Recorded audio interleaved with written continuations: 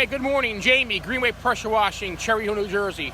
So here's another community park that we're cleaning up for our community free cleaning projects.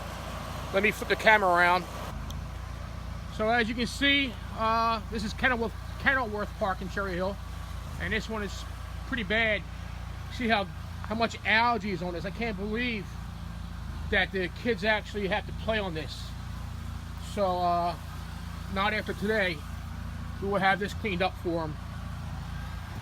So if you know any parks, we're going to be doing all the parks in Cherry Hill, but if you know any that are really bad that need to be done right away, give us a call at 856-512-0008 or go to greenwaysj.com. Thank you. Alright, so here's the after video of Kenilworth Park in Cherry Hill. You can see it's nice and clean now. Look at that. You can actually read the words now. No more algae. It's not filled with algae and grime anymore.